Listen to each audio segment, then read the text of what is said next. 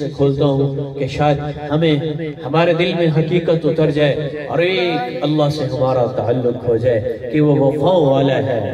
هل جزاء الاحسان الا الاحسان هكذا جزاء الاحسان الا الاحسان، وہ وفاؤں والا ہے۔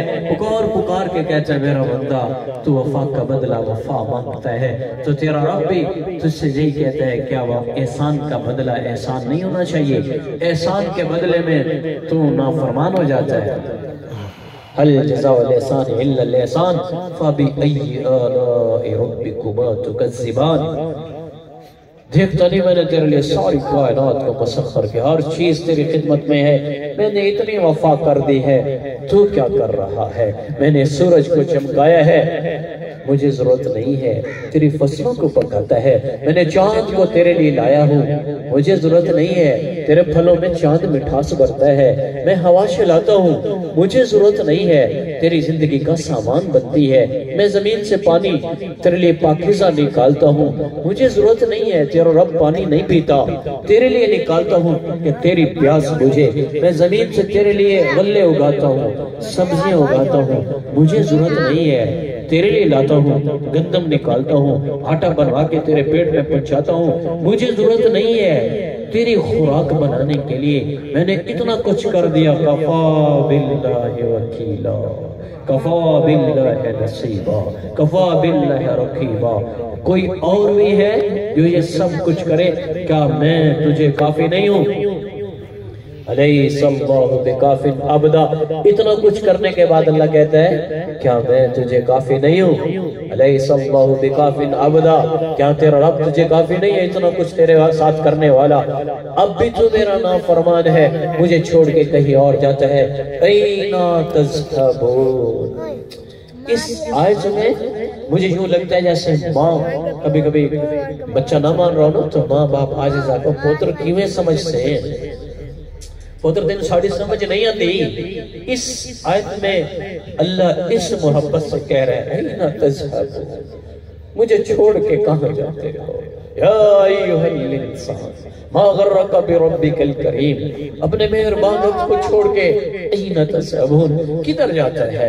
ارجعی الی ربک راضیۃ مرضیہ، آجا اپنے رب کے پاس آجا کہ میں تیرا اللہ ہوں، تیری تمام ضروریات کا پورا کرنے والا، تیری زندگی اور آخرت کو بنانے والا میں ہوں، آجا میرے پاس، میں تیرے لیے راستے میں اپنی نظریں بچھا کے بیٹھا ہوں، مدت سے لگ رہی ہے، لبے باپ ٹک ٹکی، میں نعمتوں کے خزانے تیرے اوپر روزانہ کھول رہا ہوں اور تو میری نعمتیں کھا کر کسی اور کے پیچھے دوڑتا ہے۔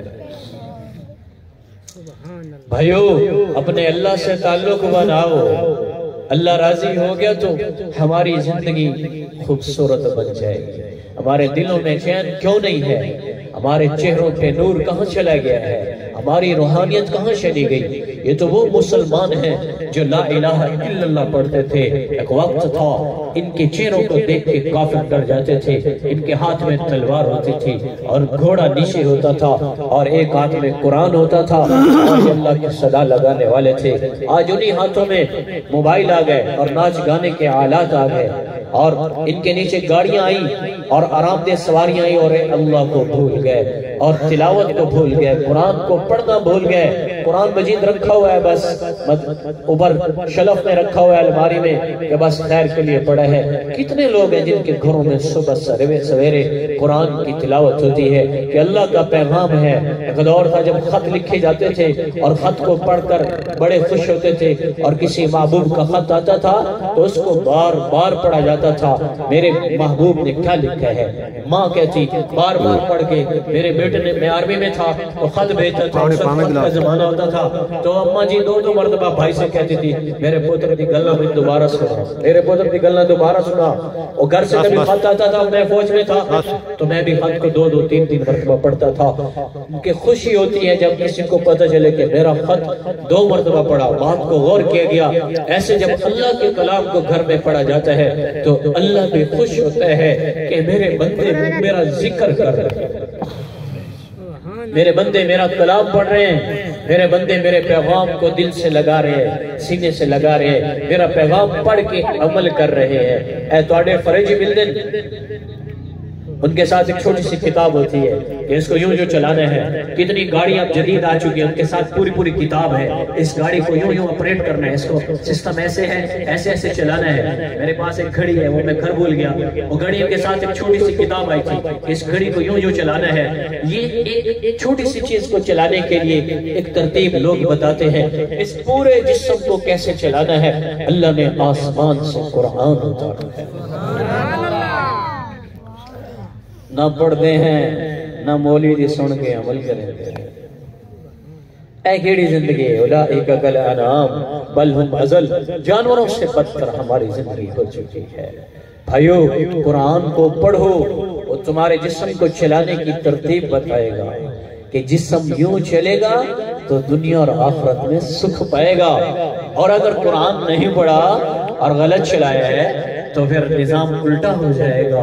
ہر چیز کی ایک ترتیب ہوتی ہے. بعض گاڑیاں پیٹرول پہ چل رہی ہیں، تم ان میں ڈیزل نہیں ڈال سکتے ہو، ان میں پیٹرول ڈالنا پڑے گا. ڈیزل ڈالو گے خراب ہو جائے گی، ڈیزل والے میں پیٹرول ڈالو گی وہ خراب ہو جائے گی. تمہارے موٹر سائیکل میں لسی پانی ڈال دو چلے گا، خراب ہو جائے گی. ترتیب ہے. ایسے اس جسم میں کچھ ایسی چیزیں ہیں جو قرآن جب آتا ہے اس کے اندر عمل شروع ہوتے ہیں تو جسم کے سارے ہارمونز صحیح ہوتے ہیں اور صحیح راستے پہ جسم چلنے لگتا ہے. آج کا مسلمان قرآن سے بھی دور ہو گیا، احادیث سے بھی دور ہو گیا، مسجد سے بھی دور ہو گیا. کہ سردیوں کے اب یہاں سارے ہیں، کتنا مجمع آیا ہوا ہے، یہ پالا دھمیلے ہیں پر بولو کیا سارے مسجد میں گئے تھے؟ کوئی نہیں گئے. چند لوگ اللہ تو ہر جگہ موجود ہے، چند لوگ. ہم مسجد نہیں جا پاتے، سردی بڑی ہے، گرمی بڑی ہے. بھائیو اس جسم کو قرآن اور احادیث کے احکام کے مطابق چلانا شروع کر دو، صحت بھی مل جائے گی اور راحت بھی مل جائے گی اور چہرے پہ اللہ کا نور بھی آ جائے گا. اس کے لیے راستہ حضرت محمد صلی اللہ علیہ وآلہ وسلم کی مبارک افضل زندگی ہے. میرے نبی کی مبارک سنتیں ہیں جو آپ کو ہمیشہ خوشی کی طرف لے جائیں گی.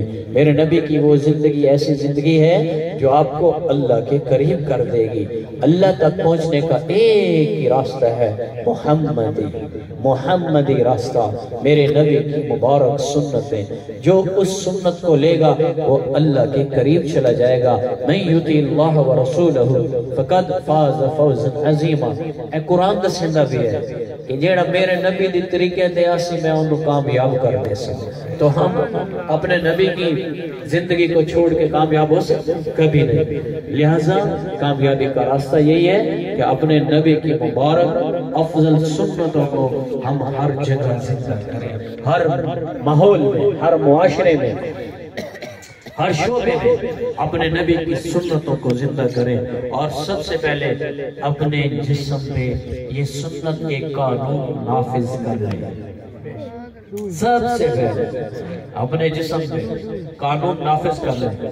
جب اس پہ نافذ ہو جائے گا قانون تو پھر اللہ تعالیٰ اپنی قربت دے گا اور پورا معاشرہ بدلتا چلا جائے گا. اس لیے میں سب سے درخواست کرتا ہوں بھائیو، حضور صلی اللہ علیہ وآلہ وسلم امت پہ بڑے شفیع، امت پہ بڑے مہربان، امت پہ بڑے کریم. ساری زندگی اٹھا کے لوگوں کی پڑھ لو، کوئی باپ اتنا اپنی اولاد کے لیے نہیں رویا ہوگا جتنا میرا نبی اپنی امت کے لیے رویا. سبحان اللہ. جتنے غم میرے نبی نے امت کے لیے برداشت کیے اتنے غم کسی نے برداشت نہیں کیے. جس کے 3 دن تک پیٹ میں ایک لقمہ نہیں ہے. اشارے ہوتے تھے. اللہ فرماتا تھا میرا حبیب میں تیری بھوک بجھاتا ہوں، جنت سے کھانے آ سکتے. میرا نبی فرماتے نہیں میرا رب اجوع یومن واشبع یومن، ایک دن کھانا کھاؤں گا، ایک دن بھوکا رہوں گا. تجھے اذا جئتک ضرعت علیک، جب بھوک لگے گی کہ اللہ تیری طرف جاری کروں گا. اذا شبعت حمدتک وشکرتک، یا اللہ جب روٹی کھاؤں گا تیرا شکر کروں گا، تیرا ذکر کروں گا، تجھے یاد کروں گا، تیری تعریف کروں گا، الحمدللہ پڑھوں گا. اے میرے رب مجھ پہ خزانے نہ کھول، میری امت کا بھلا فرما. 3 دن تک پھر روٹی نہیں کھائی. امت کے فقیروں کو تسلی دینے کے لیے کہ اولاد کی بھوک دیکھ کر چوری نہ کرنا، ڈاکہ نہ ڈالنا،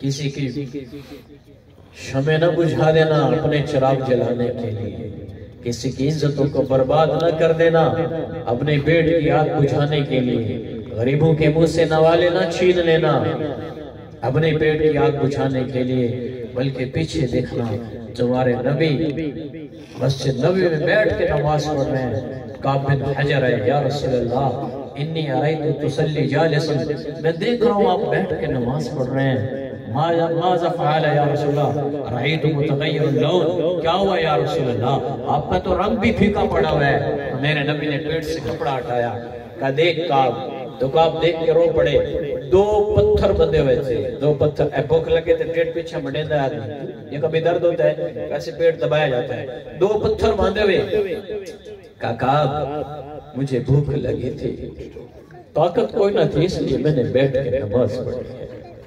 حضرت کعب رو پڑے، آپ نے ہاتھ رکھا کندھے پہ، کعب مت رو مت رو، کہا یا رسول اللہ میں کیوں نہ رو، کیسر و کسرا دنیا کے ظالم بادشاہ ہیں اور ان کے پاس اعلیٰ کھانے اعلیٰ غذائیں ہیں، اور آپ اللہ کے رسول اللہ کے حبیب مصلی پہ بیٹھ کے جنت کو دیکھنے والے، مصلی پہ بیٹھ کے اللہ سے بات کرنے والے، مصلی پہ بیٹھ کے لوگ کی تختی کو پڑھنے والے، اور آپ کی یہ کیفیت ہے، تو میرے نبی نے فرمایا کہا کوئی بات نہیں، لہم فی الدنیا ولنا فی الآخرہ، ان کے لیے دنیا ہے، ہمارے لیے اللہ نے آخرت رکھی ہے۔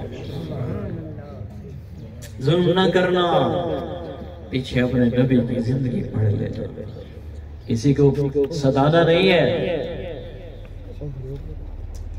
کسی کے ساتھ جاتی نہیں کرنی، اپنے نبی کو دیکھ لینا، 2 ماہ چولہا کوئی نہیں جلا، گھر میں 9 بیویاں اور چولہا کوئی نہیں جلا، کھجور ستو پانی ان چیزوں پہ گزارو، ادھر ایک دن کھانا نہ پکے تو ایک بیگم میں تھے کوئی آدمی بانڈے باندھنے میں سارا دے کتے گزارے، ہانڈی کیوں نہیں لے گئے، سبزی کیوں نہیں لے گئے،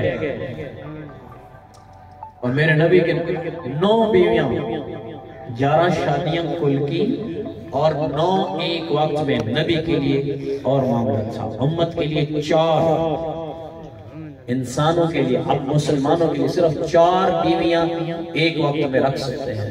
میں 2 کیتی ہوئی ہیں، دیکھو دہی رولا کر رہے ہیں، لوگ کہتے ہیں دوسری کر لیے مولانا صاحب، 2 بیویاں، پورے خاندان، معاشرہ بڑا ظالم ہے، وہ سسٹم گھر میں اگر اتفاق بھی ہے، باہر والے اچھا کٹھیاں پہ یاران دیاں، وہ ایسی باتیں کریں گے کہ وہ درمیان گیپ ڈالیں گے، اور اس کو عیب سمجھا ہوا ہے، زنا کو چند ٹکوں پہ خرید کے بربادی کی ہوئی پورے دیش کی اور اپنی دنیا اور آخرت کی، اور نکاح کے معاملے میں سارا گھر سر پہ اٹھایا جاتا ہے، پورا خاندان اٹھ جاتا ہے، دوسری شادی کر لی، اور یہ زنا کر رہا ہو تو سارے کہتے ہیں چل خیر ہے، باری تو وعدہ ہے۔